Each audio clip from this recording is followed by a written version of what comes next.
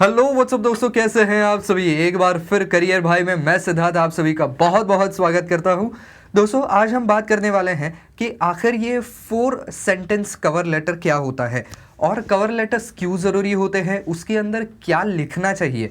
अब देखिए आज की तारीख में जो है वो कवर लेटर्स का मेन पर्पस बस इतना ही है कि आपका थोड़ा बहुत जो है वो इंट्रोडक्शन लोगों को हो जाए, क्योंकि आज के फास्ट पेस्ड ज़माने में आप सभी को पता होगा कि किसी के पास इतना वक्त नहीं होता है कि वो सारी ही चीज़ें पढ़े।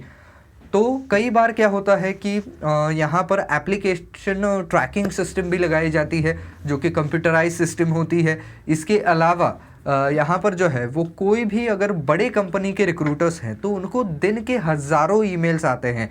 अगर बहुत ही बड़ी कंपनी है तो मतलब यहाँ पर जो है वो 50,000 तक के ईमेल्स भी आ सकते हैं।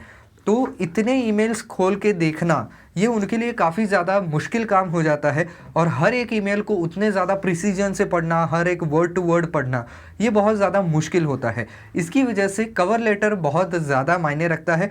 तो ये 4 सेंटेंसेस जो है इसके अंदर आप ब्रीफली बस अपने आप के बारे में 4 चीज़ें बताते हो और उनको ज़्यादा से ज़्यादा इंट्रीग करते हो कि आपके प्रोफाइल में वो और इंटरेस्ट ले। तो ऐसे कवर लेटर में क्या लिखना चाहिए, तो इसी के बारे में हम चर्चा करेंगे। लेकिन आगे बढ़ने से पहले हमेशा की तरह अगर आप चैनल पर नए हैं, अब तक सब्सक्राइब नहीं किया है, इन्फॉर्मेटिव वीडियो देखने हैं तो फटाफट कर दीजिए सब्सक्राइब। तो चलिए दोस्तों शुरू करते हैं।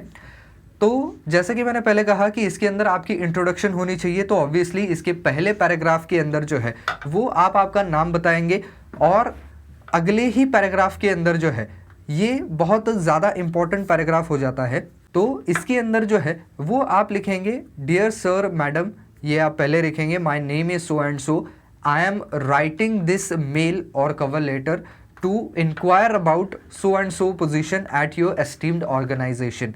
यानी कि उनको पहले ही बता दीजिए कि आप कौन से पोजीशन के लिए वहाँ पर जो है वो अप्लाई कर रहे हैं। ये पहले लाइन में आ गया। फिर दूसरे पैराग्राफ में आप इनको एक्चुअल चीज़ बताएंगे कि I offer so and so years of expertise and experience in this field and that's why I think I can be the perfect candidate for this position। तो कम से कम उनको ये पता होना चाहिए कि ये अपने आप को ये फील करते हैं कि भाई ये स्ट्रॉन्ग कैंडिडेट है, ये उस पोजीशन पर काम करने लायक है, ये उनको खुद को लगता है, वो कॉन्फिडेंट है, ये कम से कम उससे जो है वो प्रतीत होना चाहिए। अगली लाइन जो इसके अंदर लिखते हैं वो भी बहुत ही ज़्यादा इंपॉर्टेंट लाइन है। उसके अंदर आपको लिखना ये है कि first paragraph of my resume attached below highlights my 3 big accomplishment in the same field, also I have written the exact experience I have in this field. तो इससे आप क्या कर रहे हैं कि एक इंटरेस्ट पैदा कर रहे हैं उनका, कि वो आगे चल करके आपका रेज्यूमे खोले।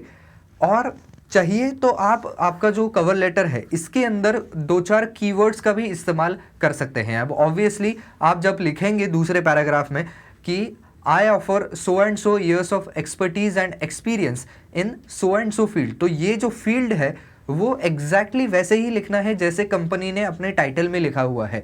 तो उस टाइटल का नाम लिख दीजिए वहाँ पर, या उस फील्ड का नाम लिख दीजिए, क्योंकि कई बार जो एप्लीकेशन ट्रैकिंग सिस्टम्स होती हैं वो कीवर्ड्स के आधार पर चलती है। तो वो अगर कीवर्ड्स मैच करते हैं तो आपका रेज्यूमे ऊपर चला जाएगा, आपका एप्लीकेशन ऊपर चला जाएगा, और फिर जो हायरिंग मैनेजर है वो उसको पढ़ेंगे और आपका रेज्यूमे में भी जो है वो खोल करके देखा जाएगा। तो इस तरीके से जो है वो आपको उनका इंटरेस्ट बिल्डअप करना बहुत ज़्यादा ज़रूरी है। जो चीज़ नहीं करनी है यहाँ पर वो ये है कि कभी भी ज़रूरत से ज़्यादा इन्फॉर्मेशन ना दीजिए। आपको बस उतनी ही इन्फॉर्मेशन अपने कवर लेटर में देनी है जिससे कि वो आपका रेज्यूमे जो है वो खोल करके देखे।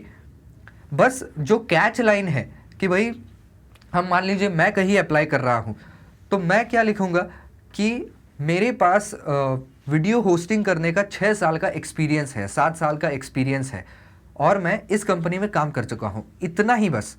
और बाकी चीज़ों के लिए मैं क्या कहूँगा कि आप मेरा रेज्यूमे देख सकते हैं, उसके अंदर मैंने डिटेल से लिखा हुआ है कि मैंने कौन से प्रोजेक्ट पे काम किया और कौन से वीडियोस को मैंने होस्ट किया, और इसके दौरान मेरे एक्सपीरियंसेस क्या क्या रहे हैं, कहाँ कहाँ पर काम किया है, कौन से फील्ड में काम किया है, ये सारी चीज़ें मेरे रेज्यूमे में आएंगी। तो इसकी वजह से इसको शॉर्ट रखना बहुत ज़्यादा ज़रूरी है। और एंड आप किस तरीके से करेंगे, एंड आप करेंगे कि I welcome the opportunity to talk to you about this or any other position into your company, in your company. तो ये any other position in your company ये लिखना बेहद ज़रूरी है, क्योंकि जैसा कि मैंने पहले कहा कि आजकल हायरिंग मैनेजर्स को समय नहीं होता है। तो हायरिंग मैनेजर्स जो है वो एक ही विचार लेकर के आगे बढ़ते हैं कि इस पोजीशन के लिए आदमी ढूंढना है, एक परफेक्ट कैंडिडेट ढूंढना है आपको।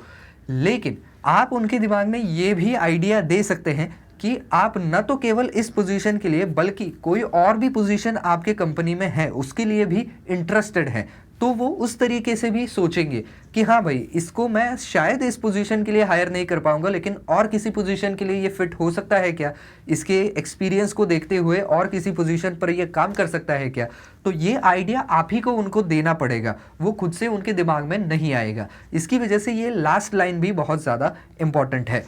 और आखिर में आप लिख सकते हैं थैंक यू यूअर्स फेथफुली, आपका नाम, और इतना ही आपका कवर लेटर होना चाहिए जिसके नीचे आपका रेज्यूमे अटैच्ड होगा। तो बस दोस्तों, आज की वीडियो में बस इतना ही। आई होप ये वीडियो आपको पसंद आया होगा, काम का लगा होगा। तो वीडियो पसंद आया है तो लाइक ज़रूर कर दीजिए, ज़्यादा से ज़्यादा शेयर कर दीजिए। कुछ सवाल हैं तो नीचे कमेंट सेक्शन में पूछ सकते हैं।